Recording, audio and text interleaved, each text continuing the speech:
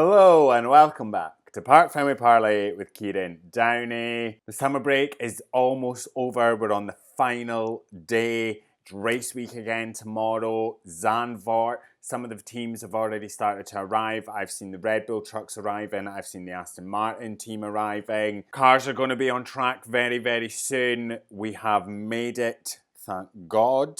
It's been a long and very quiet few weeks. There has been not a whisper coming out of that sport. And I understand that they obviously shut everything down for like 2 weeks, but there has been zero noise. And that just didn't sit right with me. I feel like we're going to come back and everything's just going to be complete chaos. I think the only noise we're hearing anything about is who is going to be driving for Cadillac next year, you know. We seem to be going around the houses on it every couple of days, and we will get into our thoughts and feelings on that. Sorry, the lighting is all over the gaff in this video. I do not know what is going on. We will get onto that shortly. It is one of our predictions for the rest of the season that will obviously be announced. But to kick things off, now we're going to go through a few of my predictions for the rest of the season, and then we're going to go through 4 of the fans' predictions. Now, when we did our driver ratings that you could all go and rate each driver's performances, I asked you guys to submit your predictions, the bolder the better, predictions for the rest of the season, and I've picked 4 of potentially the juiciest, and we'll go through them very, very shortly. But to kick things off, let's go into my predictions for the rest of the season, and the World Drivers' Champion will be Oscar Piastri. It can only really be Oscar or Lando at this point, and I look at it and I just think that Oscar is probably in with a better chance of winning it. I think the odds are stacked slightly more in Oscar's favour. I think he's more consistent. I think he has a tendency to make less mistakes. I think he is a shining star in this sport, and it is wild to think that we are only in his 3rd season of Formula One, and he is leading the championship and is the favourite to win the championship. Like, it's wild just how talented that man is. He's cool, calm, collected, and that definitely will play to his advantage. I do think it's part of his superpower. I don't think it'll be easy for him. I do think that Lando will put in a good fight, but I think it's Oscar Piastri's championship. I just think he's got the edge on the competition, and that competition is his teammate. So yeah, Oscar Piastri for the World Drivers' Championship. Next up for the Constructors' Champions, it can only be McLaren at this rate, let's be honest. They've opened up such a gap in the championship that they are safely going to be the champions this year. I think you are foolish to predict someone else. In fact, I actually think I seen something that said if Ferrari finished 1-2 for the rest of the season, it still wouldn't be enough to beat McLaren. And that was even with Lando and Oscar finishing 5th and 6th or 6th and 7th. Don't quote me on that, because it was kind of just as I was scrolling, it was a flash TikTok that appeared. So don't quote me on that. But I do think you would be foolish to say it would be anyone other than McLaren. They've got it in the bag. I actually think the earliest that they can wrap this whole thing up is Azerbaijan. They can have the championship fully secured at the 17th race of the season in Baku, which I believe breaks Red Bull's record for the earliest championship victory by races left. But anyway, it's a McLaren victory. They've got 559 points in the championship. Their closest rival is Ferrari, who is 2nd with 260 points. That just shows how dominant McLaren have been this year. So safely in the bag for McLaren, Constructors' Championship, 2 years on the trot. Now for my top 3, my driver's champion for this year is obviously Oscar Piastri. I've already explained that. 2nd, Lando. I don't think that needs much explanation either. He's currently 2nd in the championship right now. He's 9 points behind Piastri. He's the only one I think that will really challenge Piastri over these few races. I think there's going to be a very tight fight between the two of them, and it has potential to be a little bit explosive. And I do think it will go down to the wire, but I do think that Oscar will have the edge in him. So I'm going Lando P2. And then in P3, I've gone George Russell. Now, it was a throw-up between George and Max, and I've gone George because I do think that Max might struggle over the next 10 races. I mean, there is some tracks in there that he absolutely excels at, but I do think that the shortfalls of the Red Bull will sort of hold him back. And I do think that Mercedes has been a little bit more consistent. That being said, if Mercedes do have a hope for Russell to get a top 3 finish, they need to sort their strategies out. They need to sort the reliability of the car out. Not that it's been horrendous, but it has been a little bit of their undoing. George has been driving phenomenally this year, and I do think that he has everything in him to go and get a top 3 finish, and I'm putting him in as P3. I think it'll be a close fight between him and Max, potentially Charles, but I think that George will have the edge on them, and I think that he's in for a chance with a P3. My top rookie of the season, I'm going Gabriel Bortoleto. Now, I have changed slightly from, I think I was Hadjar or Antonelli at the start of the year when I did my pre-season predictions. I actually think I was Antonelli, and then I very quickly went into, oh no, it's got to be Hadjar. It's got to be Hadjar. And now I'm thinking it's Bortoleto. And when I look at Bortoleto's season so far, when we did this in driver ratings, I think he's been amazing. He's been incredibly consistent. He's battled a fairly uncompetitive car at the beginning of the year, and since the upgrades, they are now capable of Q3 appearances and some decent points finishes. So I see no reason why that shouldn't continue into the latter half of the year. And I do think that with his consistency, with the Sauber's increased consistency and competitiveness, he has the chance to go and get top rookie this year. And I think it's well within the realms of possibility. So I'm going Gabriel Bortoleto. I was swithering between him and Hadjar, but I do think that Bortoleto's potentially got this one in the bag. Now, for a few other predictions, speaking of Gabriel Bortoleto, I think that Sauber will finish ahead of Aston Martin in the championship. I think that they could have a top 5 finish, and when I say a top 5, I mean P5. Who would have thought we'd ever be saying this after the very poor performance that they had last year? However, I think that Williams are going to really struggle over the next 10 races. I don't think they're going to have a great time, and I do think that they will slip further down the standings because I think, one, they'll have diverted a lot of resource just into 2026 now, and the cars not been the best. The performances haven't been amazing. They're kind of up and down a little bit. So I do think that Williams will slip. I think Aston Martin's in a great spot to go and fight for some good championship points between both the drivers. However, I think that their fight is now with Kick Sauber, and that Sauber might just have a bit of an edge on them because there's more consistency with the two Sauber drivers and that car than there is at Aston Martin. I think the performance in Aston Martin is a little bit too up and down. One time they have a great race and then they sort of have a string of quite poor races, and I do think that Sauber are in a very good position to go and try and aim for a P5 in the constructors, and that is just wild. And for my final prediction, it is announced that Yuki Tsunoda will no longer be a Red Bull Racing driver from the end of the 2025 season. Now, I have said in previous videos that I think that Red Bull should just leave things as they are. Leave Tsunoda and Max partnered at Red Bull, leave Hadjar and Lawson partnered at RB, at least for another year, whilst we get this huge reg change out of the way. Keep things as they are. Don't rock the boat after an already very rocky year.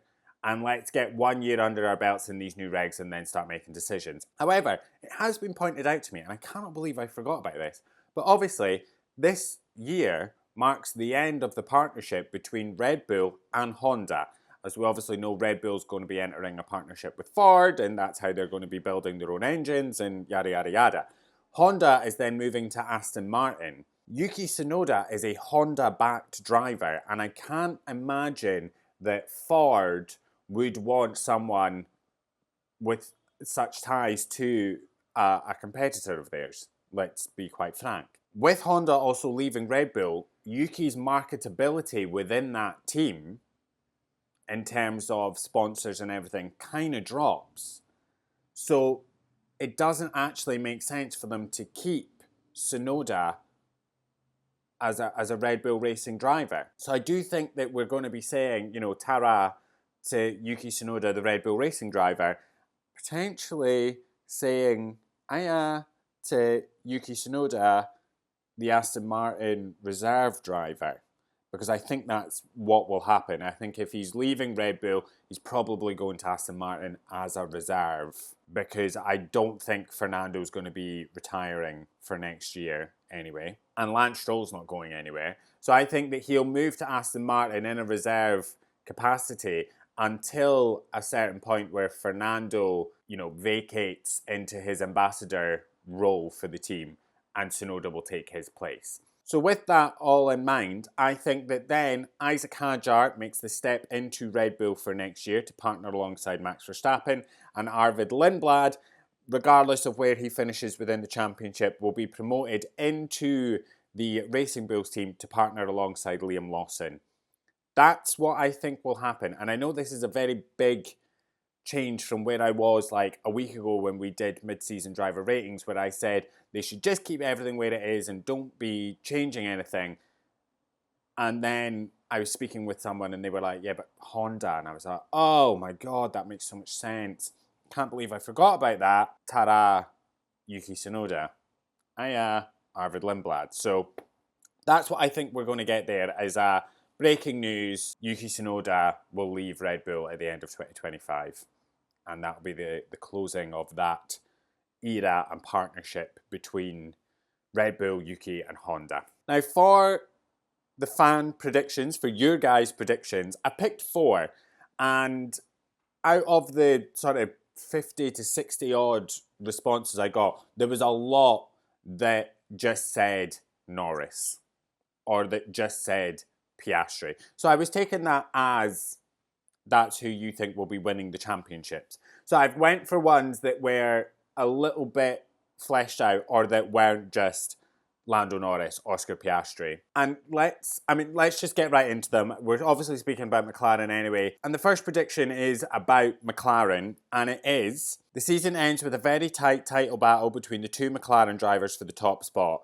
I believe Oscar will get screwed over by the team decisions to make Lando number 1, as this would bring them more revenue. Well, that is quite the statement. Do I think that McLaren would intentionally screw over one of their drivers to get the other driver the championship? Not particularly, no. I also don't think that either of their drivers would really fall for that. Like, I think if the team started to make a call for Piastri to do something that would basically just hand Lando a championship, Oscar's not going to do that. Oscar will fight to the very end for this championship. He's not dumb, and he is being coached by Mark Webber, who's been through quite a lot. I don't think that he would fall so easily to bad decision-making by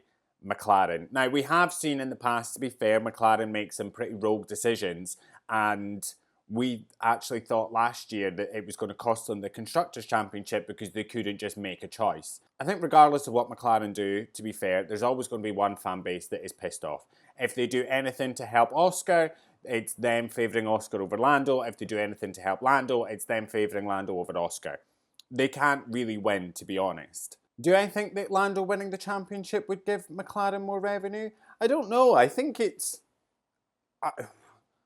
I don't know. I do think, however, regardless of who wins the championship, the marketability of both of these drivers is massive.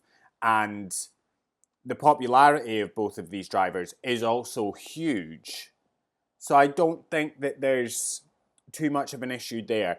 I think what will be McLaren's undoing is not them ultimately choosing a driver to fully back. You know, they've said they don't have a number one and number two. They have two number one drivers, and they're not just going to throw everything behind one of the drivers until the other driver is mathematically out of the championship, which, looking at it, isn't going to happen. You know, I don't see there being a situation where there's only one McLaren driver left in contention for the championship. It's going to be the two of them, and I think it will go right down to the checkered flag in Abu Dhabi. I mean, unless something catastrophic happens within the next 10 races, but I also don't see that happening. I think what will become McLaren's undoing and everything actually falls into next year, when one of their drivers has won the championship and they come in with we don't have a number one, number two, you know, we have two number one drivers.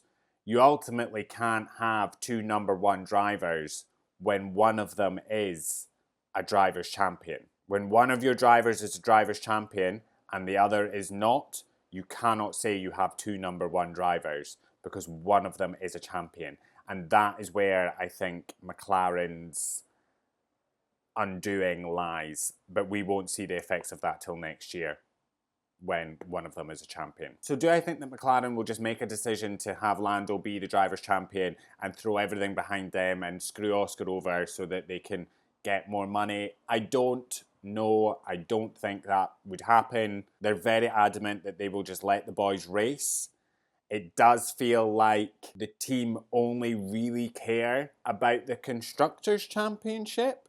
That was very evident last year. They didn't really support Lando in his bid for the Drivers' Championship. They only cared about the Constructors. A lot of their talk this year is solely about the Constructors, which they have basically under wraps. And it's very evident that it's going to be one of their two drivers that are going to get the Drivers' Championship as well. So kind of regardless of what happens, they do have it in the bag. So would they go out of their way to change and manipulate any kind of results? I don't think so. Okay, the next prediction from you guys is Lewis Hamilton retires. Listen, I know Lewis Hamilton is having a shocker of a year and it is becoming a recurring nightmare. However, Lewis Hamilton has not made one of the biggest moves in the history of this sport, leaving Mercedes after 12 years to go to Ferrari for 1 year and then retire. He has gone there to win a championship. He has gone there to get his 8th. It has been his dream to drive for Ferrari. He is not going anywhere just yet. I think the main thing with Lewis is he still loves racing. He is a racer at heart, and he loves being in a race car out on track, battling for points and what have you. He is not going anywhere. We do not know what lies ahead next year. We don't know who is going to be the standout star of 2026, if there is going to be one. We don't know who's going to be the best performing car in these new sets of regs. Mercedes, Red Bull, McLaren, Ferrari. It could be anyone. We don't know. With this huge unknown in next year, why would Lewis Hamilton come to Ferrari at the end of a set of regulations that he's not adapted to, only to retire before the new regulations come in? It makes no sense. It makes a lot more sense for him to come to Ferrari at the end of a set of regulations, get his feet under the table, get used to the team and the way things work, and get relationships going there, and then go into the new regs in a new year already settled, rather than trying to get a grip of a new team, a new way of doing things, a new culture, trying to build new working relationships, and drive a new car in a new set of regulations. That's a lot. Yes, he's having an absolute nightmare and his season's been a bit of a shit show. However, he's not going anywhere. He's not going to retire by the end of this year. I mean, if he does retire, I'll be extremely shocked, but I just don't see it happening. The next prediction from you guys is that Williams finish P8 in the Constructors' Championship, and I have to say, I kind of agree with this one. Williams are currently sitting P5 in the Constructors. However, I do think that there is teams behind them that have really sort of gotten a grip with their car, have a little bit more consistency in terms of their performances, those being Aston Martin and Kick Sauber, that they will manage to propel themselves above Williams. That then brings Williams down to P7, around about the Racing Bulls, Haas, and I do think that Racing Bulls will be able to get the sort of jump on Williams. and that would mean a sort of P8 finish for them. I think it's a P8 or P9 for Williams, and I think the deciding factor for that will sort of be Haas, whether or not they can get a little bit more consistency in the performances from their drivers, because I think that's what's lacking at Haas at the moment. So I don't think Williams P8 is outside the realms of possibility. And for my final fan prediction, Max gets P3 in the World Drivers' Championship. Listen, P3 is a fight between Max, Charles and George. And I think with the whole Ferrari of it all, I think the fight is between George and Max.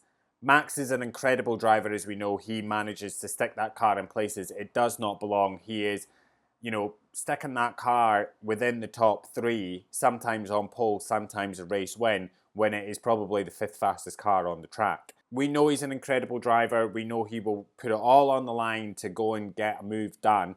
What fails him sometimes is the strategy calls and just the glaringly subpar performance of the Red Bull. They're really struggling with the car this year, whereas Mercedes do have a bit of a better performing car. It's more consistent. It has had reliability issues. They have had strategy issues, but I think George is in a better place to go and take P3 from Max. What happens if Max falls outside of the top three in the championship? I don't know. There's a lot of talk about a performance clause in Max's contract that if he falls outside the top three, he's free to go and join another team and it's not really breaking his contract. He's already committed himself to 2026, so I don't see that being an issue. I don't see him leaving the team at the end of this year to go and join another team. But I do think he's got a fight in his hands if he wants to retain P3 in the championship. I do think that George might have a bit of an edge on him. Now, before we finish the episode, I wanted to get into who I think will be the Cadillac lineup for 2026. Now, there's been a lot of talk about it. We've been going around the houses on the whole situation. Is it Perez? Is it Bottas? Could Mick Schumacher be coming back? Could we be getting American? Is Colton Herta going to be joining the team? Like, all of these things. And I'm going to throw my 2 pence in. I think that the driver lineup will be Sergio Perez and Valtteri Bottas as the main driver pairing, with a reserve of Mick Schumacher and maybe Colton Herta. That's what I'm kind of thinking. I think it makes sense for Cadillac to come in with 2 very experienced drivers who know exactly what it's like to drive in Formula One, who are race winners, who bring years of experience and knowledge with them to help the team get grounded. They're not going to be winning races. They're not really going to be scoring tons and tons of points. What they need is experience over a rookie who's maybe never driven in Formula One before. Allow them to get their first 2 years under their belts, scout out young, fresh talent, get them into a development program, start getting them trained up so that when, you've got your engine program sorted and you're not using Ferrari's engines anymore, when you are ready to start really putting fights in for championship wins, you've got these young, fresh talent that you can put into that car, maybe alongside one of your sort of veteran drivers that have helped establish the team, and then you can go and take it from there. But I do think to start off with, they need to go for experience, they need to go for knowledge, and that lies with Sergio Perez and Valtteri Bottas. I've also seen a lot of talk about whether or not Valtteri Bottas will have to serve the penalty he received in 2024 for crashing into Kevin Magnussen. Yes, he will.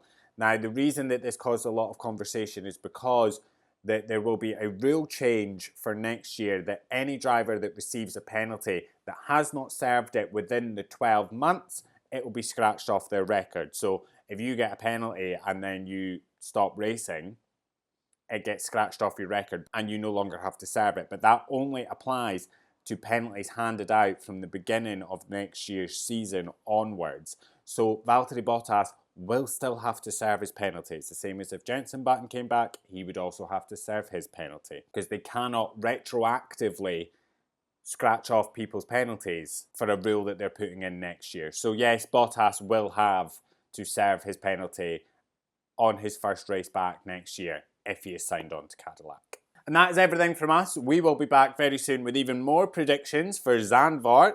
our first race back after the summer break. We're heading into the final 10 races of the season and it's going to really ramp up, and I am very excited for what these next 10 races hold. But I will see you very soon. Let me know your predictions in the comment section down below. Make sure to follow us at Parc Fermé Parlay across all social media. We'll see you very soon. Love you. Bye.